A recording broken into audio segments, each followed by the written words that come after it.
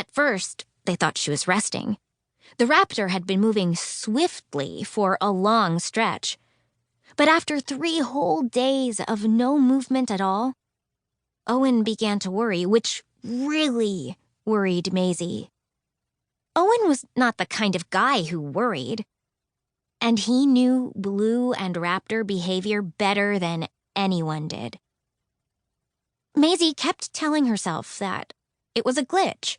The tracker was broken or something, because the other options were all bad.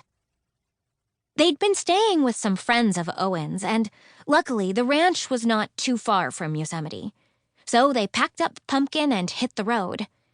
At this point, saying goodbye to places was familiar to Maisie. But the drive to Yosemite felt different. The worry inside the van was as thick as the sprawling forest outside. Owen's normally steady fingers tapped against the steering wheel in a nervous rhythm as he drove. "Did I miss anything?" Claire's voice floated from the back of the van. Maisie turned around in her seat to see the redhead walk up to the front and sit down on the little bench built behind the driver's seat.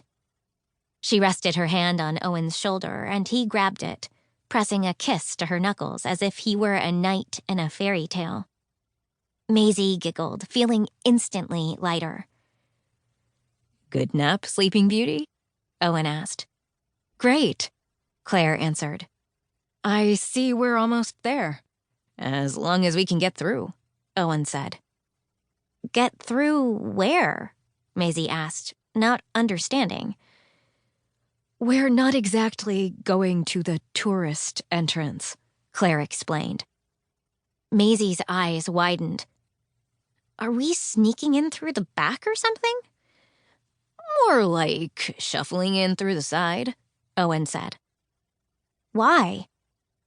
"In the summer, the area where Blue stopped is in a section of the park that's accessible only through a lottery. And in the fall and winter, it's closed to everyone but the forest rangers," Owen said. "So we're going to sneak in?"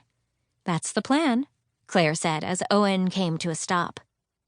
Ahead of them were a gravel turnout and 2 tall posts, the trailhead marker. There was a chain slung between the posts, a clear no-entry warning. Unfortunately, dinosaurs don't follow such warnings, so the 3 of them couldn't either. Owen parked the van and they all climbed out. After they unpacked, Owen drove Pumpkin down the road and pulled off into the trees to hide the van from any prying eyes. As they got ready for their hike into the park, Maisie pulled on her hiking boots and made sure the laces were double knotted.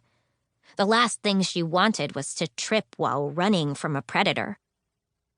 Velcro is a smarter solution when tracking dinosaurs, she mused as she tightened the knot on her neon orange laces. "Never thought of it, but you're right," Owen said, slinging his pack on his back. "You've got your vest, kiddo?" "Yep." Maisie grabbed the vest folded over her pack. She pulled it on and checked the pockets to make sure she had all her supplies. The vest had once been Owen's. He'd cut it down to fit her, and Claire had embroidered flowers and dinosaur prints around the neck. Claire had added another piece of embroidery to the vest since then. 2 triceratops marched along the side of the bottom pocket. They were based on Tri and Pi, 2 dinosaurs Maisie had helped in a place called Gibson Peak. They'd been doing great ever since they'd settled in their new home in an isolated redwood forest near the coast. Maisie was lucky enough to get regular check-ins about them from her friend Violet. "What happens if a ranger finds us?" she asked as Owen handed Maisie her pack. "We'll play lost," Claire said, adjusting the straps on Maisie's pack. "Is that too heavy?" she asked. Maisie shook her head. "If Blue's managed to make it this deep into the park without detection, that might mean she's sticking to areas that aren't populated by anyone, even rangers," Owen said as he began to help Claire put on her backpack. "We really are doing the rangers a favor by finding Blue," Maisie said.